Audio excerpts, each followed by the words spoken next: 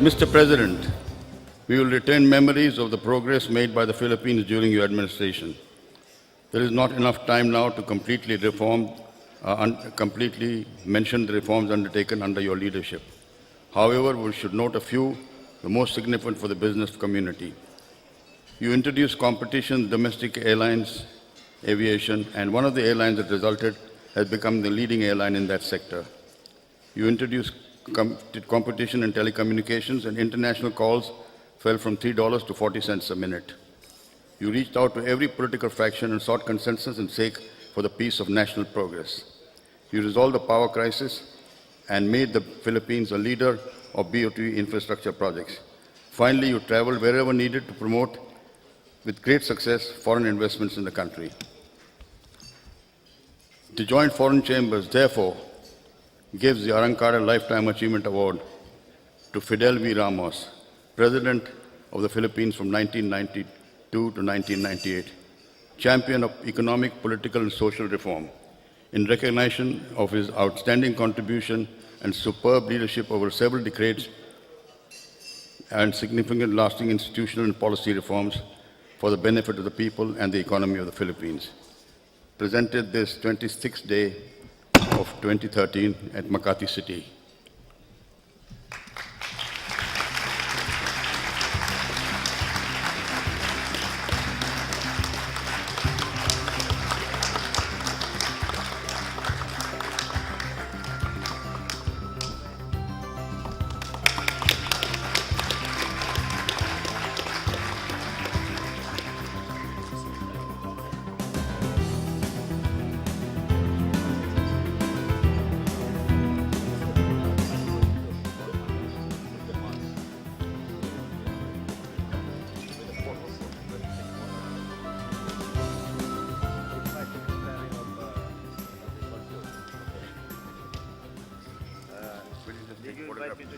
No, first I want to take a picture of that, sir. Okay. Then after that.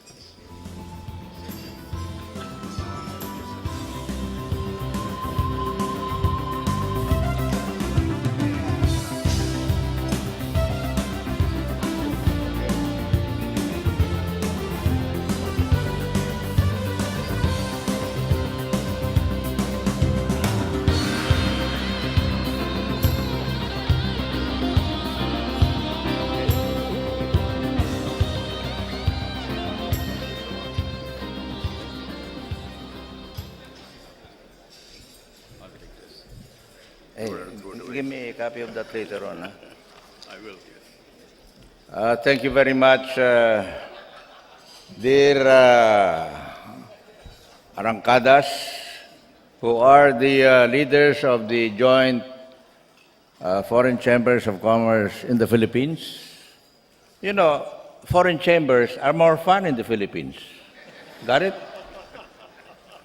And let me also address our special guest of honor, the Speaker of the House of Representatives, Speaker Sonny Belmonte, who is an old buddy, and his Deputy Congressman, Deputy Speaker Erin Tanyada.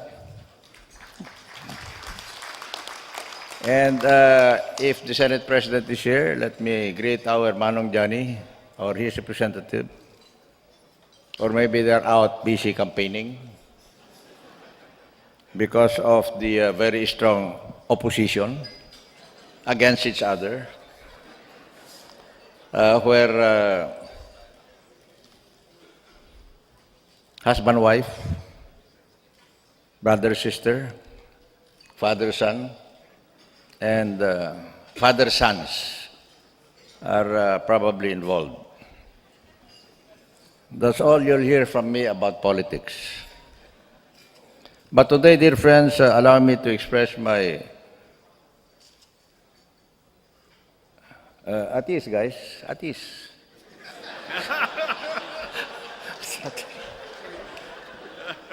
To the leaders of the joint chambers, who are our dear friends in the Philippines, for this honor you have bestowed on me.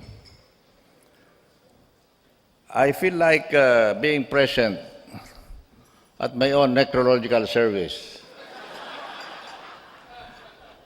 having listened to Shamim, who's been here as long as I have.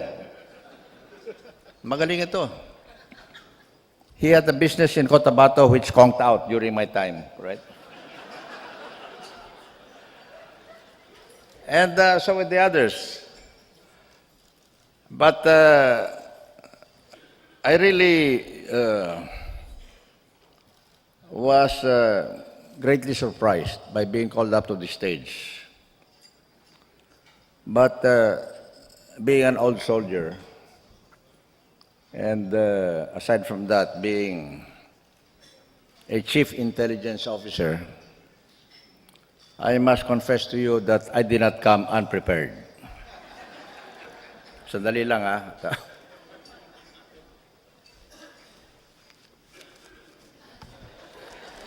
There are no pockets in our national dress, you know. So maybe this needs some Arangkada processing.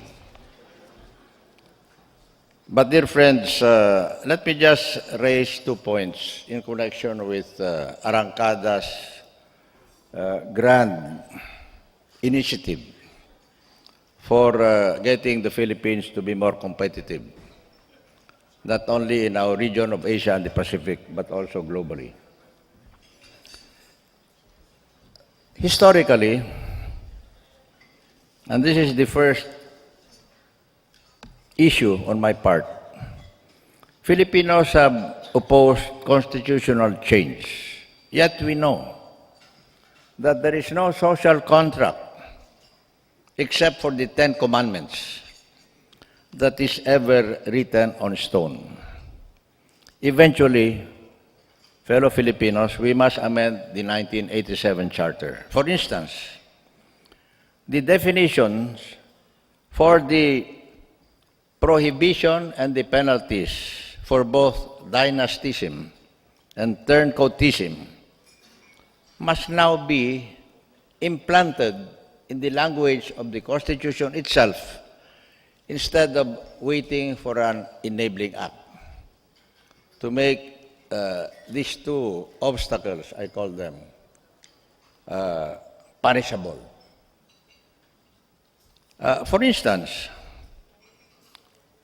in the 87 Constitution, there is a very strong and I would say reasonable prohibition on the part of the President as Chief Executive from appointing relatives to the fourth degree of consanguinity and affinity into any executive office.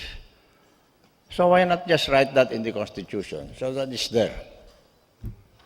Now, in regard to turncoatism, this is the offspring of dynastism, because one naturally would want to stay in office, in power, in positions of influence for as long as the law allows it. In Thailand, they adopted a recent amendment to their constitution. I think it must be the 17th, looking at the post-World War II period. And they merely say there, very simply, hey, you want to change your political party, go ahead. But you will be disqualified for running for political office for the next 3 years. Or if there's an election going on, you're disqualified. But go ahead and transfer. Go to another political party. Very simple. Now, having said the main point, may I now ask you people to have more fun at these conferences and lunches in the Philippines? Will you kindly reach out to your right and to your left and also across the tables and just shake the hand of that person that you find there? Sige na, there's some pretty girls here at the head table. And also back of us. Babi, go ahead, start it. Dito. Hoy, kayo, natutulog na kayo rito. Oh, dito, there's some response here. Okay, in the Philippines, after we shake hands, we embrace and kiss each other con todo amor. Sige na. Erin, maraming dalaga sa likod mo yan. Hey, in case you forgot, it goes like this.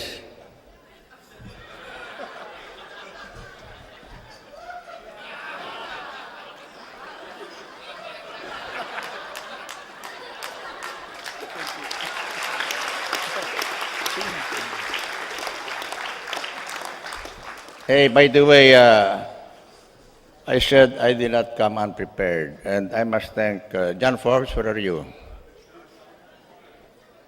John Forbes drafted this speech for me for Arangkada too. Thank you very much. Evelyn, where are you? Did you kiss your husband?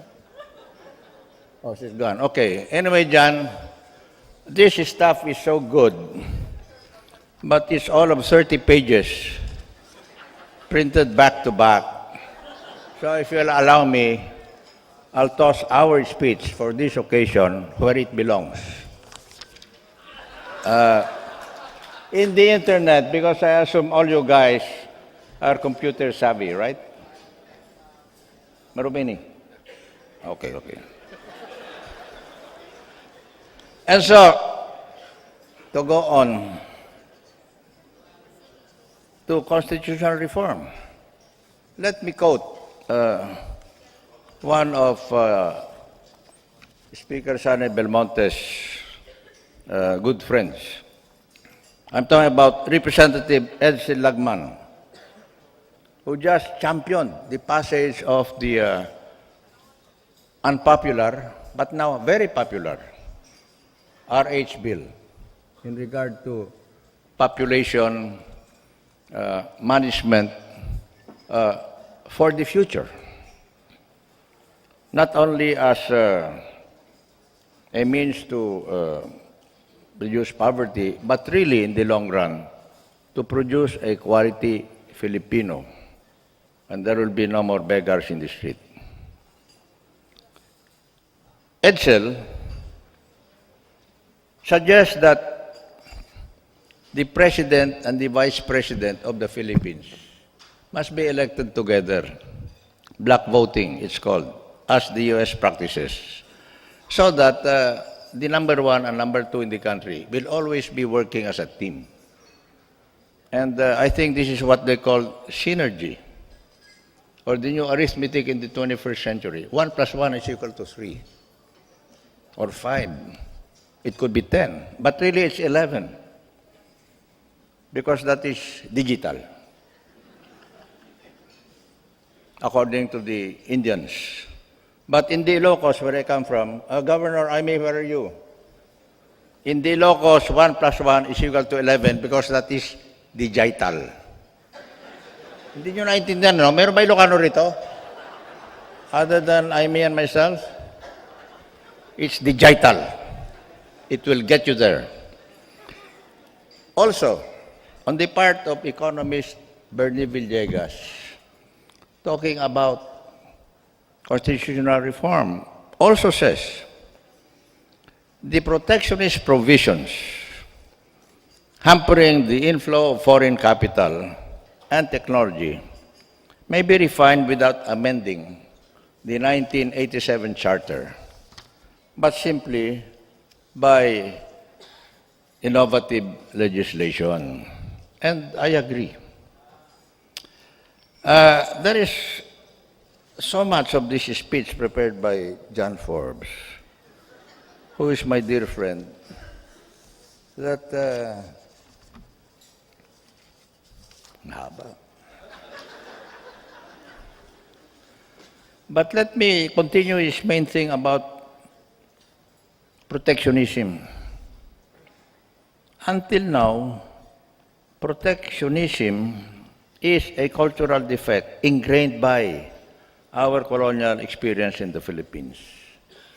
And therefore, we must make our economy more attractive to foreign investment, because the capital generated from such inflows, whether foreign, domestic, or a combination of both, would generate jobs that would be quality jobs and not livelihood derived from mom and pop operations there at the sari-sari store. No, we want quality in the Philippines. Now, lastly, let me commend Arangkada and the two houses of Congress for gaining many things during the last year compared to last year. And it's all here in this piece of propaganda written by John Forbes. Have you read the Business World today? It says you were able to achieve so many percent in passing this and that, and also finishing projects. But, to me, this is fine, but it's really just all numerical and statistical. And so we need to really agree, and the leaders of Congress are here, and some members of the cabinet are here also, and some ex-people like Bobby De Ocampo. Hey, I don't like to be called former. Call me ex. Ex, but not yet excess. Ex, but not yet excommunicated. Ex, but not yet expired. Maybe now X, because he and I are X-rated. Anyway, hindi nyo naintindihan, let me go on. What I would like to propose, and these are just unsolicited advice from an old fogey, is that we must have a more active and productive network with the executive and with the legislature. In the old days, and I hate to be talking so much about my time because that was so long ago, we had all kinds of systems that were operational, at least for 33 weeks every year, for as long as Congress was in session. And this was based on consultation and consensus. As we say in ASEAN, musyawara, mufakat. Anybody from Indonesia here? Malaysia? That's Malay. Consultation and consensus. And the main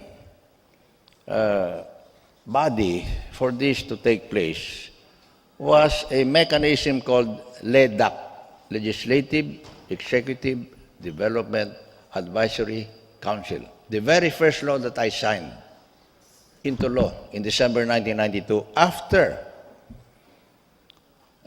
my distinguished predecessor, President Cory Aquino, had vetoed the same bill.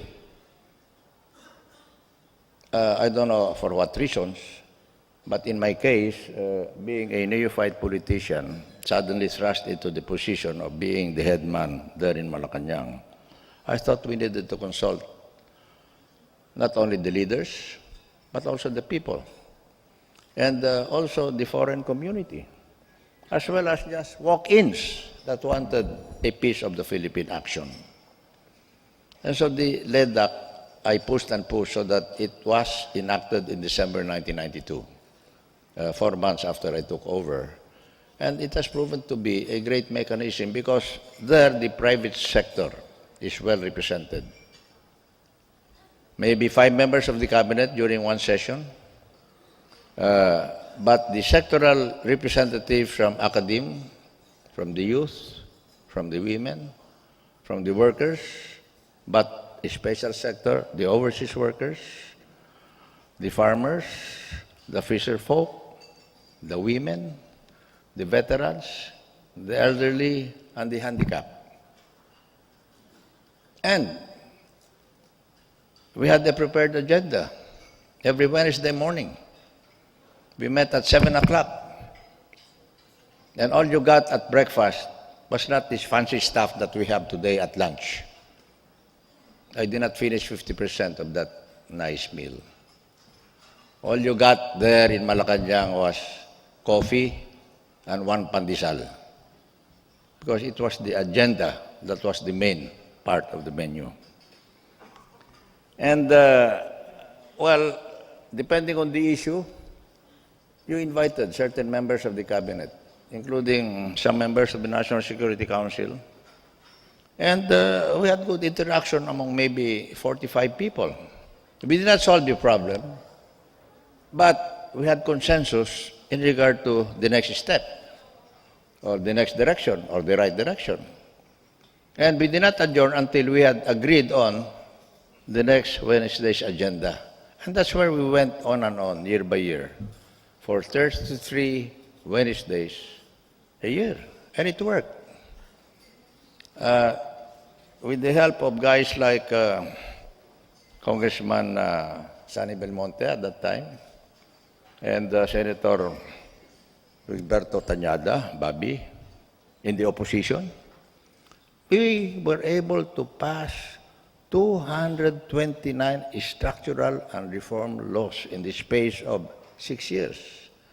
Or that's roughly 9 new laws, not of local application, of national and international application. 1 new law of this kind every 9 days. And that's really Arangkada, I tell you.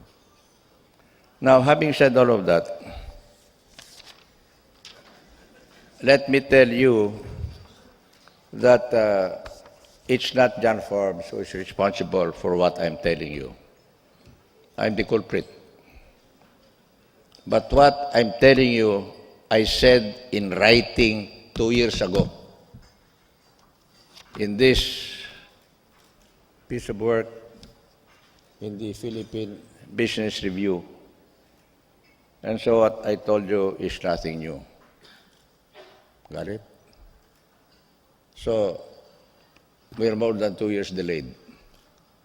But I am optimistic that with the daang tama of President Benigno S. Aquino III, but which I hope will not be just daang tama per se, which is the straight path. Because this is also a straight path, zero growth. And let me quote some statistics for that, looking at the last 5 years. According to one of our agriculture experts who used to be in my cabinet, the agriculture budget has grown from some 16 billion pesos per year 5 years ago to what it is now, to some 70 billion pesos in the budget. But in terms of gross value added, GVA, in the agricultural sector, look at the record. Year 2009, that's not Penoy, that's somebody else. GVA growth was 0%. Year 2010, okay, hati-hati, half and half. GVA growth, 0%. 2011, we're seeing some daylight. GVA growth, 2%. And last year, GVA growth, 2.7%. So, we're on the right track, but we may be moving too slowly. So why not, as suggested by this expert, not strategize more intimately on your part with the executive and the legislative, so that what you want to happen, looking at Arangkada 3, will already have happened in the next 12 months in terms of legislation. Now, having said that, let me close, dear friends. Before we get arrested for environmental pollution, Sergeant, please pick up the pieces of paper and let me end by just suggesting 3 sets of buzzwords for all of us to be guided by. First of all, for individuals, tayo, we, as junior staff, as small entrepreneurs, as lead winner CEOs, we have to be more caring, sharing, and daring for each other and for the Philippines. Caring and sharing are easy enough to do because we Filipinos, as well as all of you global citizens, are naturally like that. But daring is something else. It means simply to give more than to take. To take concerted action, to make a difference. And also, in terms of global threats, to enhance the environment instead of abusing it. Now, the next set of buzzwords I recommend to you are also simple. It is UST. It's not University of Santo Tomas. It's unity, solidarity, teamwork. Unity of purpose. Iisang layunin, isang hangarin para sa sambayang Pilipino. And what is that? A better quality of life. What is that in terms of practical best practices? It means I would like the successors of all of these guys here who are the lead CEOs to succeed better than them. This is what I told my successor when he took over from me on June 30, 1998 at Barasawin Church in Bulacan. I said, Mr. President, I hope you will succeed better than me, and I will be there to support you. Simple. Because we are always building the nation upward. The trend of nation building maybe should now be like what is being shown by the Philippine Stock Exchange. On a daily basis, it's going up and down. Because there are always problems, questions, external factors, maybe domestic mishaps that are happening. But the direction should be upward and upward and upward until we have achieved the better quality of life that we all want. So, unity of purpose. Second, S, solidarity in values. Values. Love of God, love of country, love of people, love of the environment, love of time, love of work, love of information, love of health, love of reproduction, love of thy neighbor, but not love of thy neighbor's wife, etc., etc. And then T, teamwork in nation building. This is it. This is nation building. And lastly, the third set, again, for the individuals. Perform. Perform. Please perform when you pray and pray when you perform. Very simple. Next, in regard to policy, in regard to framework, in regard to architecture, in regard to structure. Perform, then reform. Be up to date. Be there to supply the needs of the people. You must reform. You cannot be engraved in stone. You have to go with it. And lastly, and this is for the nation, this is for the world community. Because we must realize we're just only a little planet in the solar system, which is one of a billion other systems created by the Almighty. Perform, reform, transform, so that we can continue to be sustainable as human beings that are happy, that are harmonious with each other, and lastly, that are productive in terms of adding to the quality of life. And all of that means Arangkada. Kaya ba natin to? Translation. Can we do this? Okay, mga Pinoy, kaya ba natin to? Napakahinang sagot ninyo, mga Pilipino. Ilakas natin sabay-sabay. Yuyugin natin itong lumang Shangri-La Hotel na ito. Dahil sa sigaw natin, pababaksakin natin itong bubong na ito. Okay, once more. By the way, so that you can be heard in Malacanang.